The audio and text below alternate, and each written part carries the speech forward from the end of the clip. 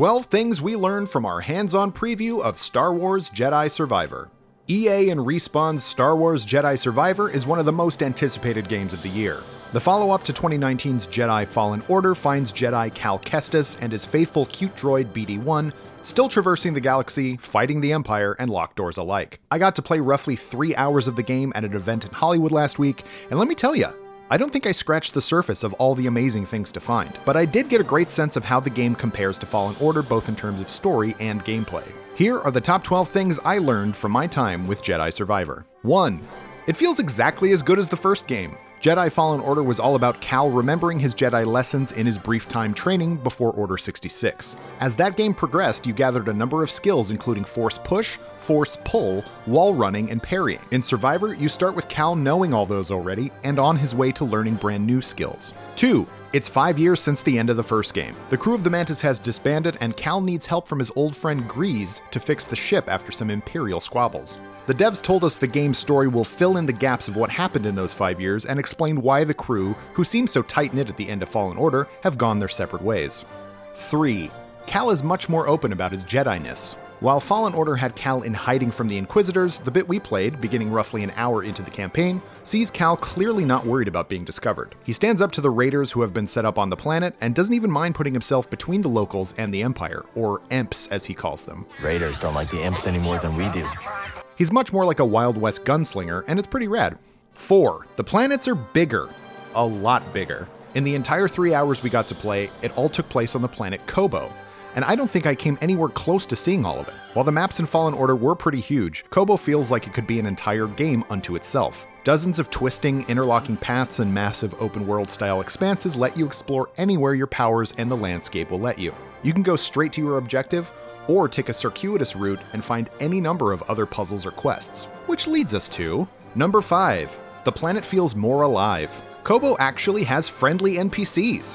While the planet has its fair share of hostiles, Cal and BD also encounter a number of locals who either don't care or just want to make friends. The first one we met is a rancher named Mosey, yes, the Western connection is back again, who trains the planet's bipedal pack animals. Grease also owns and operates a cantina in the main settlement, and throughout the campaign, Cal can interact with the locals who wander in, or invite people to go there to make it a more bustling and happening place. Complete with music! There's also a shop with a friendly, but not too friendly, merchant named Domodendra. 6. The new rumor mechanic. While some NPCs just have idle chit-chat, some can give Cal clues to the new side quests. Called rumors, these breadcrumbs can lead Cal towards challenges and discoveries you might not find otherwise. While we were encouraged in our playthrough to stick to the main quest for content-seeking purposes, the devs did tell us to follow a specific rumor about finding some missing prospectors in a mine. This led to a boss battle against a Rancor, which was easily the hardest part of my playthrough. You have to parry his enormous arm swings, and if you aren't careful, he can one-shot you with a grab attack that ends in, well, an unpleasant fate. 7. Cal befriends just as many beasts as he fights.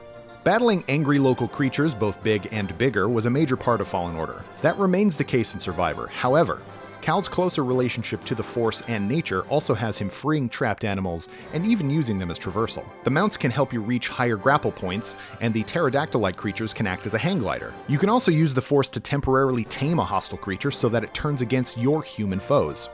You can also do that to stormtroopers. And you can pet boglings for no reason other than they're cute as hell. Aw, look at him. 8. The battle droids are back. Everyone's favorite garbly voiced cannon fodder returned to be a thorn in a Jedi's side. The Raiders, led by the gangster Ravis, have employed a battalion of battle droids and super battle droids as enforcers. There's also the new enemy type, the flippy and very hard to defend BX droids, who are harder to force pull and require precision parry mechanics to avoid being hit. But they're all still battle droids, so they talk too much and it's funny when they die. Guess I'm the commander now. 9. We get to see remnants of the High Republic. The biggest surprise on Kobo, both for players and Cal, is the discovery of ancient Jedi ruins in, around, and under the terrain. These come from the High Republic era with their massive white and blue architecture and distinctive iconography. At one point in our playthrough, we led Cal into an ancient Jedi temple where he gets a vision of a Jedi named Santari Kree. You then free her droid Z, who has been trapped in the temple for thousands of years. 10. The customization is way more customizy. Just like Fallen Order, you can find upgrade material throughout the maps. Some are merely aesthetic changes, like parts and colors for your lightsabers in BD1, and some are much more impactful, like skill points to upgrade Cal's skills. In this game, Cal always has his double-bladed saber, and you can decide if you want to use single blade, double blade, or dual wield.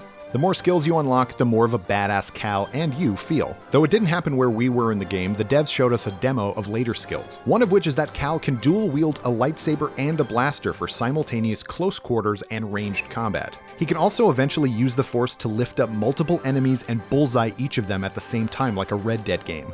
It's pretty dope. And you can also change Cal's hairstyle, facial hair, and clothing. So if you want to give him a goatee and a mullet, make him look like an absolute dingus, you're more than welcome to.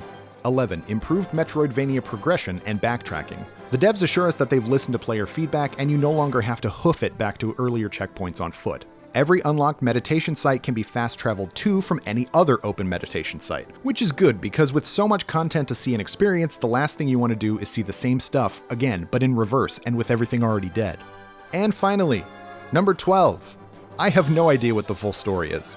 While we spent nearly 3 hours playing the game, we still don't really know what will await Cal Kestis and company.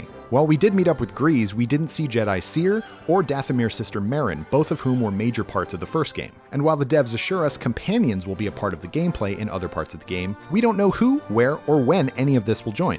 And we don't know what the Empire's plot this time around is, or how or if Cal Kestis features. I bet he does. Tell me about it. I guess we'll just have to wait and see when Star Wars Jedi Survivor launches April 28th. Thanks again to EA and Respawn for inviting us to play this truly awesome game. But in the meantime, tell us, what do you think? What are you looking forward to in Star Wars Jedi Survivor? What do you hope to see that you didn't see in the first game? Let us know in the comments below, and may the Force be with you.